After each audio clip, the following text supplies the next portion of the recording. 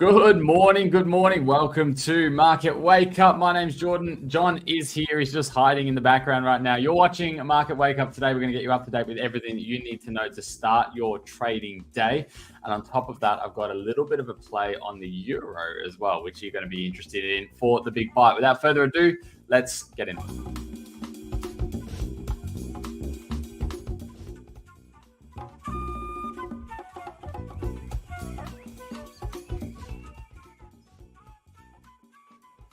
Jon, good morning, my friend. How you doing? Yeah, I'm doing all right. Mate. Sorry, mate. I was up here then, just looking at some seasonal stuff. Then, I'm good, mate. I'm good. I've got my cup of tea. It's nice and warm, which is nice because it's still freezing cold. Oh, hang on, mate. Cheers. Cheers, everyone. Happy Wednesday morning. Yeah, happy Hump Day, right? This is usually our hump day, our seasonal day, it's our trade idea day. Our trade idea day. So. I've got one for you today too. I've got one I've got one that I enjoyed so much I wrote it out. Oh, okay. Yeah. Oh, no, I'm not sharing. I'm not sharing the written. Is that your parameter of a good trade? If you write it out. It is. I'll write an article about it if I think it's a good trade. But no, I've got one so good today that I have gone and wrote it out. So I'm looking forward to that. Musclay, good day to you. Andrew, good morning as well. I hope you're all having a fantastic day. Anyone else watching, make sure you do say hello. Come in and say good day. Hit the like button while you're at it. And there he is. I was waiting for it. There he is. There's your chilly damp Essex from Paul. Paul, good morning to you. Welcome in. It's been raining here today as well. So I'm with you. That's why I'm all woolied up. I'm not just trading wool. Ooh. No, later date.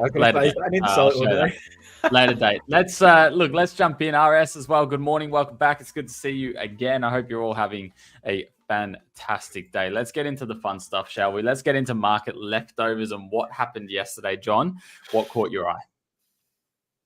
What didn't catch our eye? That's the thing we need to kind of talk about. Obviously, the VIX, the volatility index, caught my eye a lot because it jumped significantly because of the escalations in Israel. And obviously Iran now getting involved. I had an alert on my phone last night that just popped up saying Iran fires missiles into Israel, and I was like, oh shit, okay, this is big now. This is really escalated. Obviously there was an expected retaliation by Iran, and I think Israel was expecting it. The US was expecting it as well after comments that I've seen after. So maybe not too much of a shock to them, but I think the market obviously took that in a way that was again bringing volatility back. This is one of those. We're in a really interesting dynamic in the market at the moment. It's very difficult trading conditions.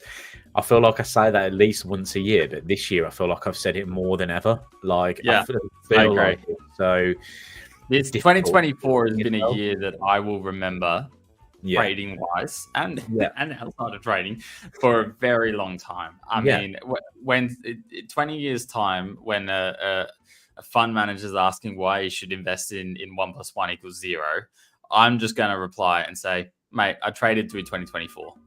And I reckon that's going to be enough. I'm still somehow in profits. I'm like, mate, I traded through 2024. I made money. Say less. Yeah, I like it. That's our elevator pitch. But yeah, no, obviously this is an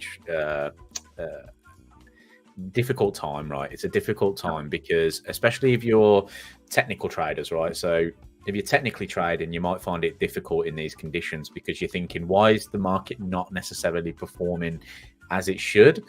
And then when you've got, perfect RS, economical, geopolitical, social, environmental issues, that is just sums up 2024. Or AKA headache could be what it's called essentially. But so obviously that caught my attention overnight. Yeah, I can think of a lot more unpleasant things to say than headache. But good morning, potato, sneaking in. I hope you're doing well. Yeah. But yes, Yeah, sorry, I was done. You just lost on there, but Potato, you just starstruck him. Look, essentially, I agree. This is something I've always been watching. You know, when the Middle East situation has been unfolding and heating up over the past kind of, well, you could argue generations. But in particular, over the past few months, you know, Israel going after Hezbollah and the Houthi rebels and things like that. One thing that was really interesting me was the markets didn't care. And I always kind of gorge this stuff that I'm not directly affected by, so to speak, other than emotionally, right? It doesn't necessarily get a little bit crazy. I know this is a sensitive topic for a lot of people. We're chatting about war here, so please take everything with a grain of salt and make sure you know I'm talking from a trader's perspective, not from a human perspective. But essentially, the markets didn't care that they were going into Hezbollah and Lebanon. They didn't care about the attacks in Yemen and things like that. And if the markets didn't care as a trader, I didn't care because it wasn't going to affect my job, right? It's not going to affect my job in making money. It's not going to affect my risk management. What I found really interesting is investors finally care. And it shows where investors feel the fear or where they feel the escalation. And it was Iran. It wasn't the Houthi rebels. It's not Lebanon. It's not Hezbollah. You know, it's not the IDF going in there. It's the Iranian response, which caught oil, which caught the VIX, which caught, oh boy, now we have something we need to be worried about. And I find that fascinating because the financial world in history has always been a great tool to show what matters and what doesn't.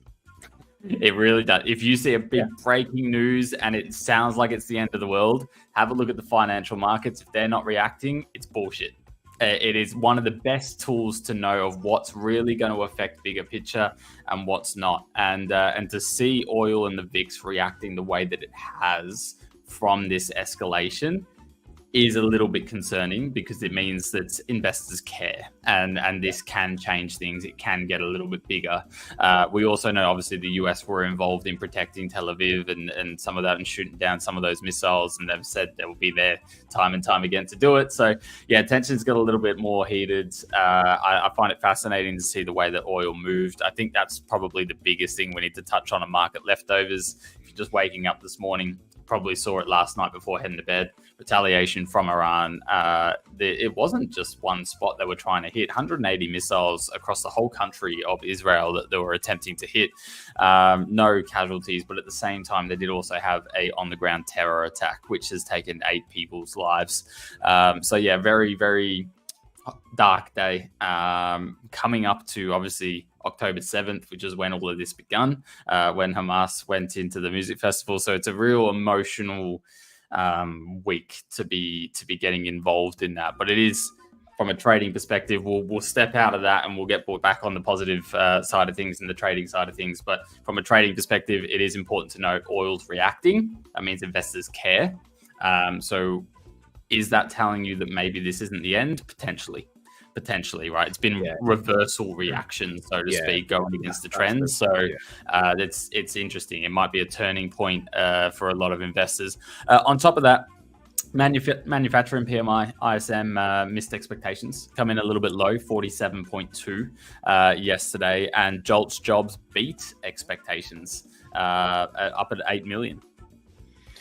Yeah, again, not too fussed by that, I don't think. The trend has been ultimately down for job openings. ISM manufacturing PMI has also been down. So again, I don't really see that as anything that changes my mind on what's going on in the US. They're still going to cut rates. They're still going to continue to cut rates. Again, what is really it's interesting because we're talking about what is the market reacting to at the moment, right? When that data dropped yesterday, nothing really happened again, did it? Nothing really went on, and that's where it's interesting because traders might be focusing on this red folder data that's coming up, But does it really matter what's going on globally right now? I don't think so. I think it's more weighted to what's going on really in terms of the escalations. And we're on this real interesting line. We're on the cliff edge, I feel. We're on the cliff edge at the moment, the markets are, in terms of the markets want to be positive. We can see that stocks have been rallying X, Y, and Z. The markets want reasons to be positive. But there is a very thin line that if everything pops off, that the cliff edge underneath you could just collapse and everything goes. And that's in an interesting place to be right now, because that makes things very difficult. So if our viewers are listening and going, "Oh, I've had a shit week, I've had a shit month, I've had a shit year," I don't think you should take it to heart at all. I think you should be like, yeah, I understand. We understand. The way you can position yourself is by maybe looking at the markets a bit more long term, right? Maybe have a view of, okay, well, what is a market that's not correlating to all this situation? I mean, it's hard to find one, but I was going to talk about a big bite tomorrow, or I might push that back to Friday, or maybe even next week, on defensive stocks and things like that you can look into, or defensive essentially. But I mean, gold, look at gold. See gold reaction yesterday. Gold rallied again off the back of it. Just to clarify, by defensive stocks, do you mean defense, like as in military stocks? No, sorry, I mean like economic defensively. So things that are like utilities, like defense stocks. Yeah. Well, yeah. Well, yes. But you've got like utilities and stuff that people have to really continue to pay for. They do get hit, right? They do get hit, but they don't tend to be hit as hard. Obviously, I think yen's still a big play. I don't think yen's gone off the back burner because of this, right? And we lost him. We lost him in yen again, guys. And he's back on the yen. We had a couple of days in copper. We're back in the yen. There you go. Let's jump into Fresh to Squeeze. Let's have a look at what things are pricing in today so far, and show you that real beautiful chart of the VIX that we were talking about. There you go, up at 1939. You see, yesterday we did have a nice little pump up, dropping down a little bit today as we see the S&P kind of pre-market selling off, and indices not really sure on where to go. You're going to see that as a very big theme everywhere today, unless you look at oil. Is a little bit uncertainty on where to go as we wake up this morning, and as we're reacting to whether or not this will go up, whether or not Israel will respond to Iran, or if Iran had finished, or whatever happens over there. Okay, but let's get through the assets. So VIX there, 1936 price currently, after a nice little bump up yesterday. Aussie dollar up 0.2%, euro flat, pound flat, US dollar CAD pretty much flat, US dollar Japanese yen up 0.4%. The XJO, or the Oz 200, is up 0.23%. The DAX is up 0.16%. The Nikkei is down 0.25%. The FTSE's up 0.5%, which is quite interesting. And the S&P 500 is down 0.1% in pre-market so far. Coffee's down 3%. Gold down 0.3%. Nat gas up 1.5%. Silver up 0.25%. Sugar up 0.5%. And oil up 1.55%. Let's just go ahead and really make sure you guys can see that oil chart, that reaction yesterday. You see, and this is kind of what we're referring to with that reversal. You can see the trend we've been going on with oil. This news broke out, and it actually has gone against the trend, which usually shows that investors are seeing this as some kind of turning point, where they either want to get out of the market, get out of their short positions, or start longing oil because they think it's going to get bigger. But either way, when you see a big news event like this, I want to go unexpected. I don't know if you can say it was unexpected, but it is an event that wasn't forecasted. And the reaction go against the trend, it could end up being a turning point. And that's something that's important to note when it comes to oil here. Bitcoin up 1.68%. What's interesting is the Bitcoin market's actually been falling quite flat the past 2 days. It's actually been coming right the way down. Positive so far this morning. Ethereum up 1.56 as well. US 10-year yields up 0.5%, and Aussie 10-year yields up 0.6% so far today. Ahead of today and what we're kind of looking at, I think most people are just going to be looking at that news in Israel to see if anything kind of sparks. It helps that we've got an OPEC meeting where the gang of oil are probably going to jump on the back of this and throw anything they can to get these oil prices higher. So keep an eye on that. Because I think OPEC will at some point today. They do have a meeting, and then ahead of that, I don't really think there's anything worth mentioning. There's a couple of FOMC members speaking. Nothing's really going to catch me out off guard. ADP non-farm employment change as well, but given JOLTS jobs there, I'm not expecting it to have much of an impact, John. Yeah, the one big story that I'm seeing coming out at the moment, which is something I want to touch on in the Big Bite tomorrow. This is why I feel like I want to move what I was going to originally talk about in the Big Bite tomorrow, is the port strikes going on in the US at the moment. That is, I think, a big story. It has been bubbling away a little bit. I have been keeping half an eye on it because September 30th was basically when this original sort of labor agreement between the ports and the what do they call it now? Longshoremen Association, I'm pretty sure it's called. They had an agreement, a contract for 6 years in terms of like wages and things like that. That was coming to an end. So obviously they were trying to come to some sort of agreement on new wage structure and things like that. And they haven't been able to come to an agreement. And that agreement ended on the 30th of September. Now from that, they basically are now going to go on strike. So that means major sort of US ports are not going to be functional. And that could create a big backlog in terms of obviously imports, exports out of the US.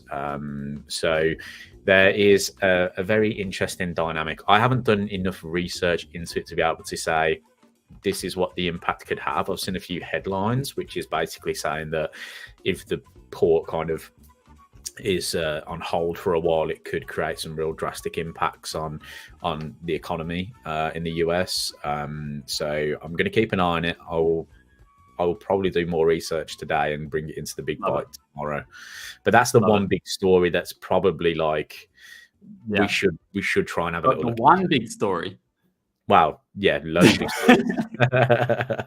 The one out of I like right. I'm looking forward to your analysis there as well. I am, because to be honest, I'm not really up to date with what's happening out there. I chat with a crypto trader this morning, and he asked, what are you doing with the election up and coming and everything going on? And my blunt answer was, I have no exposure to the US dollar, and I intend of having no exposure to the US dollar until post-election. And I'm like, I'm sorry, I got nothing else to tell you. I'm like, there's too much going on. I don't care about it. I think we can find better opportunities elsewhere. So I'm not looking. And that was the blunt answer I give him. In saying that, let's talk about better opportunities elsewhere, John. Let's talk about the Euro Aussie dollar. Let's get into the Big Bite. Thanks, June. Oh, yeah. So I can sip my tea, listen to this analysis. Everyone else, join me in the chat. Grab your coffees, get prepared to get mind blown by Jordan. So today is hump day. You know what that means? It's trade idea day. We want something we can take action on, not just correlations, not just charts. We want action. And today I'm going to bring you some action. I'm going to give you a fundamental play that's backed by a seasonal play, which aligns with the technicals. And it's something I'm going to execute early next week. That sounds good. That is the juicy big ball. That is. That's the burger when it's got all the layers. So let's get into the Euro Aussie dollar. To start us off, I want to share the seasonal play. Okay, it's a very simple one. It's a very easy one. Euro Aussie, time again, 66% of the time here on this chart. Okay, so it's a 66.66, whatever, percent chance over the 24 years. We have seen a sell-off through October for this pair. That's strength in the Aussie, weakness in the Euro. Now, I'm going to chat a little bit more on these two currencies, which we have already touched on multiple times this week. So this is going to align, really make us just look purely aligned on our direction bias with trading. But beautiful little seasonal play. Two concerns. Two concerns is the recent years, 2022 and 2023, has seen this obviously as a positive move. And the real big earners have been during uncertain times. Whether that's a concern or a positive, I'll let you decide. Where we currently sit, is that a good thing or a bad thing? But those are the big concerns. Look, I'm looking for an average of 1.6% decline. That's pretty good for a currency asset, and we're looking over about a 30-day trading period as well. So this is around the 8th of October all the way into the 8th of November. I'm not loving those dates. I'm not loving picking those exact dates, but in and around this area, you can see on the chart here the weakness that we do experience over the past 24 years on the seasonal play. Now, let's get into what you really care about. Okay, we're going to start us off with the euro. We've discussed this plenty of times. It's not exactly in top shape, John. It's not pretty. The euro is not pretty, right? And there's a couple of things that we want to really lean into. One, you're heading into winter. Heading into winter in Europe. And I hate to break it to everyone who lives in the euro area, but your energy prices are still bloody high. Like, they're still really high. Like, I know we've come down and they're not climbing anymore, but they're still high. Now, energy prices might not have been the top headline for the past 6 months because you've been moving through summer, but you're getting back into winter now. And if you have a look at the difference between here, if you have a look at the difference between up here and down here, which was just mid-2021, you are literally having a look at a 50% incline. So I know we've talked about inflation and those up prices, right? Yes, it has come down a little bit. It has declined a little bit, but these are still really high energy prices to be moving into winter, which is not good for your businesses and not good for your consumers in and around the whole euro area as a whole. On top of that, we've talked about Germany. We know what the situation in Germany looks like, and we don't love it. They're keeping up. It's weak export data. It's slower industrial production. The PMIs are in around 40. Like, you just don't want that out of your strongest economy in the euro area. So as a whole, I think the key takeaway is the euro area is weighed down by the economic uncertainty. And I think these higher energy costs are going to have a play that no one's talking about right now. And that's why I like this, because I've not seen anyone touch on this yet, and I think it will become major news in about 3 months' time, but no one's talking about it yet, and that's why I think we can get ahead of the curve with this. To look at the opposite, the thing we're pairing this against, it is, whoops, that's not the button I wanted to click, bear with me. It is the Aussie dollar.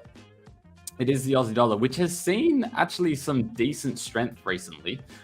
In particular, if we have a look at it here against the US dollar, you can see the trend that we've been on as it's pushing higher. Now, we've talked about the Aussie dollar, big commodity asset, big commodity currency, right? Our biggest exports are iron ore and coal.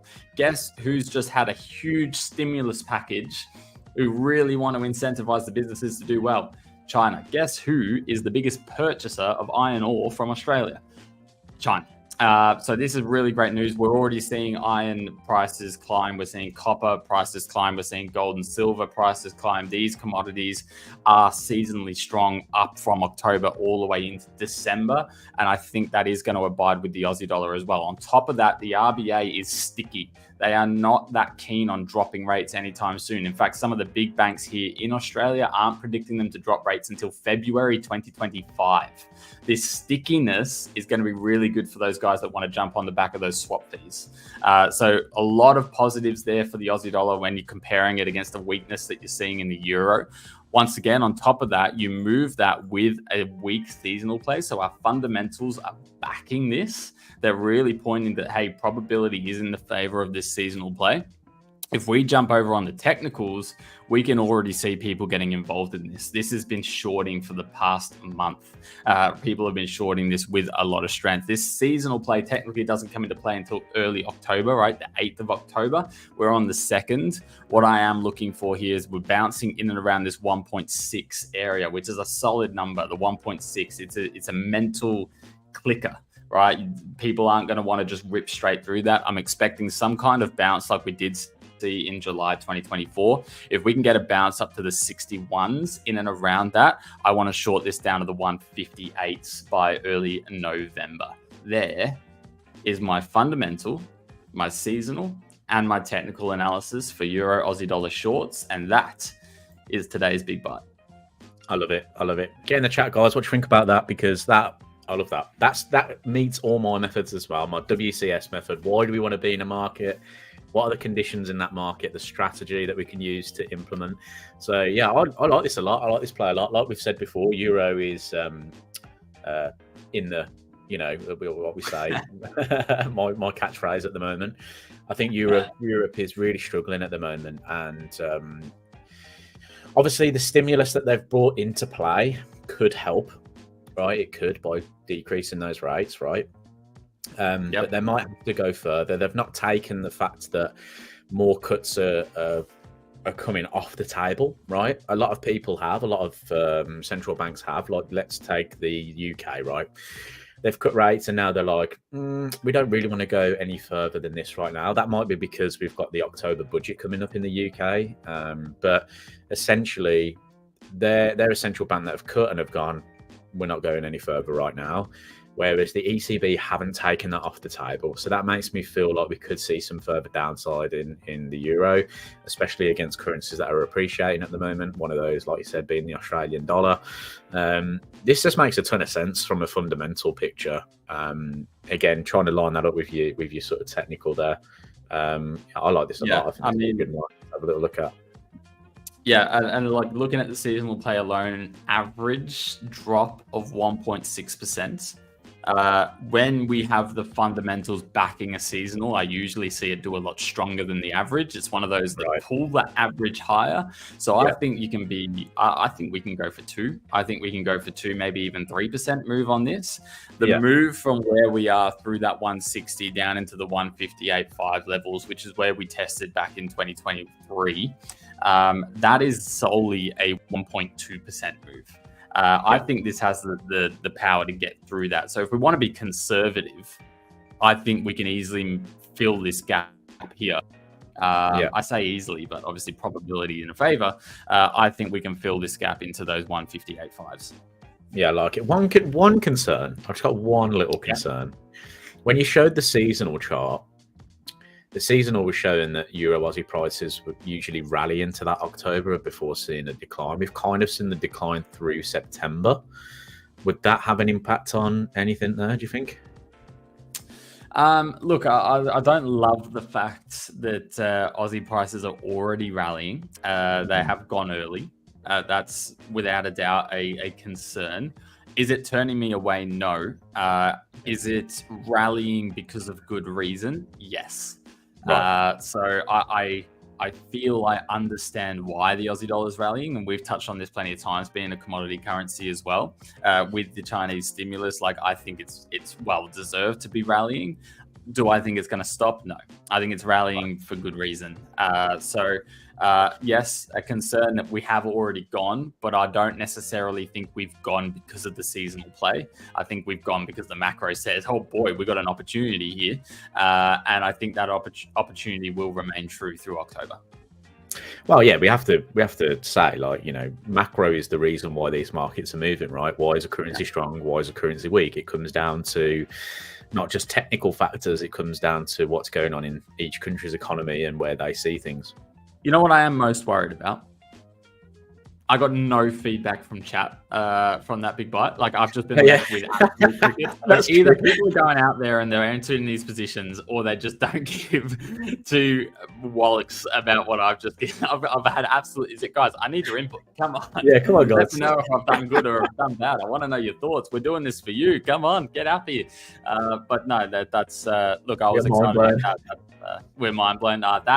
That I can get around. I appreciate that. Thank you, RS.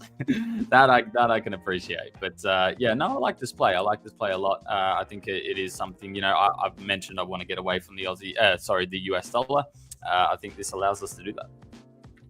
Yeah, I like it a lot. I'd like to see if there's any kind of correlating markets with this. I know I'm just having a quick look as well, just to see if there is any kind of correlations across the board.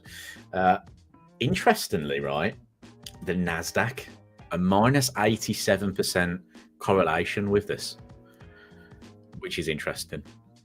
Makes me think that it does the opposite of what Euro Aussie prices are doing. Yeah. Okay. That's strange. Very strange, right? I love doing correlations, you know, because you're like, Why the hell is that correlating with that? Yeah, that's someone riddled me that one. Why on earth would the Nasdaq correlate with the euro Aussie dollar? Well, it's a negative correlation. It's a negative correlation, but it's a very strong negative correlation. Yeah. That's.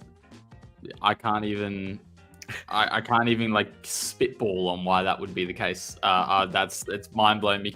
Speaking of mind blown, Paul in here is trying to cheer you up to get Villa 2-0 tonight, but I think that is an absolute joke. I don't think Villa belong in the Champions League, nor do I think they'll stay in there. Nevertheless, guys, thank you for watching us. You can't leave on that. At Market Wake Up. It's been hump day. I hope you enjoyed the ideas. If you do, make sure you leave a like button, subscribe, turn on that notification bell. We're back tomorrow, 8:30 a.m. British Standard Time. And John's already hinted to what we're diving into, so I'm looking forward to it. We'll see you there, John. Thank you very much. Cheers, guys.